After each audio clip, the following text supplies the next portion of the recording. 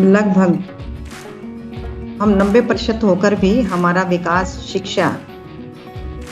हमारी शिक्षा, सुरक्षा, हमारा सम्मान क्यों नहीं ले पा रहे?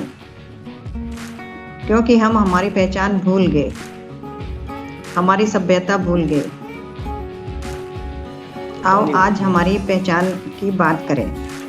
समण, वह पुराने महाभारत, जम्बूद्वीप, गोंडवाना लैंड, आज का भारत, पाकिस्तान, बांग्लादेश, भूटान, नेपाल, अफगानिस्तान, ईरान का कुछ हिस्सा, चीन का कुछ हिस्सा, म्यांमार का कुछ हिस्सा के लोग जो सम से समता, समानता, समान, समण समझौता आदि के सिद्धांत पर चलने वाले लोग, समण लोग या समण या मूल निवासी या बहुजन।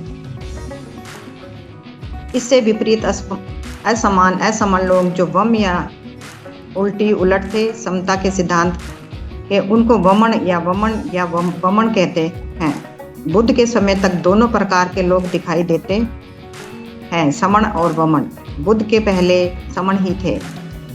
प्राचीन काल के समण शब्द कहीं विलुप्त नहीं हुआ है, बल्कि इसको संस्कारित कर संस्कृत में बदलकर नया नाम दिया गया।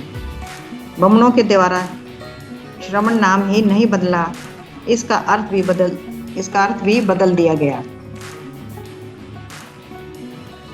श्रमण का अर्थ बताया, श्रमण करने वाले श्रमिक, श्रमजीवी, श्रमदानी, श्रम कार्य वाले श्रमिक, परिश्रम करने वाले मजदूर, लेबर, कर्मचारी, श्रमिक, छोटे नीच, नीचे वाले। महाभारत की सबसे पहले की भाषा प्राकृत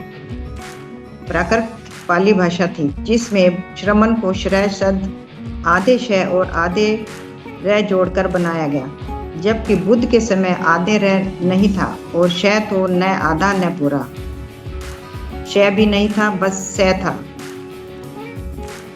समण का अर्थ होता है समण, सम, रट, धम, चक्रवंतु, प्रियदर्शी, अशोक महान, समण सम्राट, धर्म चक्रवर्ती, प्रियदर्शी, अशोक महान, बुद्ध या बुद्ध जो महासमण, विश्व गुरु हैं। समण कबीर, समण नामदेव, समण गाडगे, समण गुरु घासीदास, समण ज्योतिबा फुले, समण दुर्लभनाथ, समण सुदत्त, अनाथ पिंडक, समण जीवक, दुनिया का सबसे बड़ा फिजिशियन व सर्जन, समण चंद्रगुप्त मौर्य, जिसने समणों की सबसे पहली सेना बनाई। दुनिया का अच्छा संविधान बनाने वाले समण डॉक्टर अंबेडकर, समण उधम सिंह, समण पेरियार, समण ललई सिंह यादव, समण सर छोटू राम, समण बिरसा मुंडा, समण ज्योतिबा फुले, समण सावित्रीबाई फुले, समण रमाबाई, समण महाराज साहूजी महाराज, समण शिवाजी महाराज, समण दशरथ माझी, समण कपूरी ठाकुर, समण महाराज भागीरथ सैनी, समण महाराजा शूर सेन, समण संत सेवालाल महाराज बंजारा, समण भगत सिंह, समण भील, समण संत नरहरि सोनार, समण रायचरण सरदार, समण सम्राट अशोक, सम्राट हर्षवर्धन व अन्य लाखों समण महापुरुष व महिलाएं। समणों के समण भवन, समण स्तूप, 84,000 स्तूप, समणों के 30 त्योहार, उत्सव, संहार, वैशाख पूर्णमासी, आषाढ़ पूर्णमासी, बुद्ध पूर्णिमा, समण लोक गीत, समण जातक कथाएं, समण कहानियां, समण नाटक, समण इतिहास। करोड़ों अरबों की धरती महाभारत, जिसे सम्राट अशोक ने पराक्रम में जीत कर महाभारत बनाया।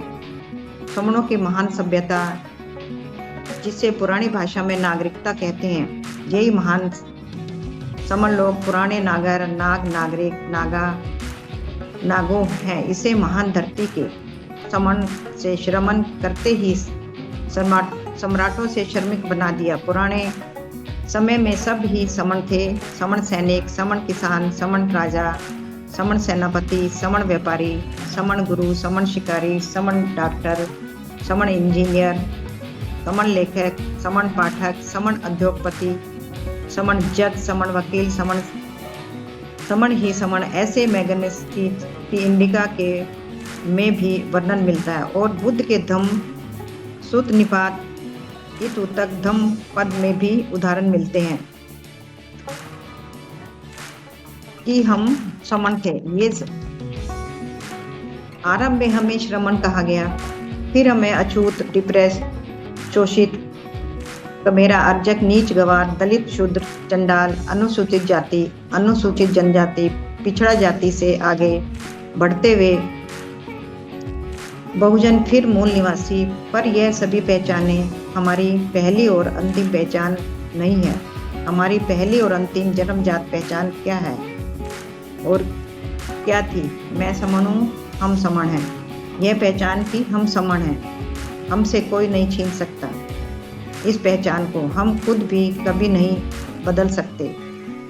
इसको समण से बदलकर श्रमण बनाने की कोशिश हो सकती है, इसको लुप्त करने की साजिश हो सकती है, इस पर विवाद फैलाने की साजिश हो सकती है, इसको ना मानने की मंशा हो सकती है, पर यह समाप्त हो जाए यह असंभव है।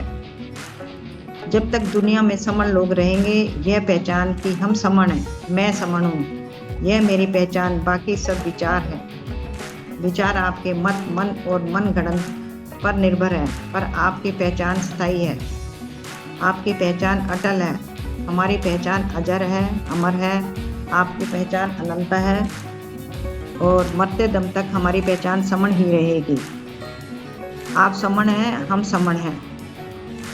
हम जुड़ेंगे, जीतेंगे। जो जो जुड़ेगा वो जीतेगा। जहाँ जहाँ जुड़ेंगे वहाँ जीतेंगे। हमारा मेन उद्देश्य जुड़ना ही है और इकट्ठा होना ही है। अभी यूजेसी का देखो कि ये 3% लोग भी कैसे इकट्ठा हो रहे हैं और हमारे लोग क्यों नहीं इकट्ठा होना चाहते। और इकट्ठा होने से ही हम जीत पाएंगे। मधुमक्खियाँ भी हमारी झुंड में रहती हैं। ये सब उदाहरण है मधुमक्खियों के, पशु पक्षियों के, प्राकृतिक के जुड़ने जो प्राकृतिक इकट्ठा होने का नियम हमारा प्राकृतिक का ही नियम है। जैसे पूर्वज भी हमारे इकट्ठे रहते थे। भैंसों का झुंड है जो भी जंगल में इकट्ठा रहता है और एक शेर को वो हरा देता है। जब भैंसों का झुंड इकट्ठा होकर भैंसों के ऊपर शेर के ऊपर हमला करता है, तो जबकि शेर इतना ताकतवर होते हुए भी हार जाता है।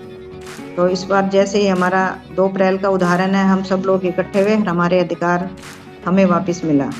तो इस बार हमें इकट्ठा होने की ज़रूरत है और तभी हम जीत पाएंगे, जुड़ पाएंगे। जुड़ने से ही हमारा जीतना ज़रूरी होगा, नहीं तो हम जीत नहीं पाएंगे। और बिना अहंकार, ईगो के हमें आगे बढ़ना है और अपने समण संघ को आगे बढ़ाना है, तभी हम जीत पाएंगे। बस मैं अपने शब्दों को यह विराम देती हूँ। जय भीम, नमो बुद्धाय, जय शिवदान, जय भारत, संघो नमामि, संघो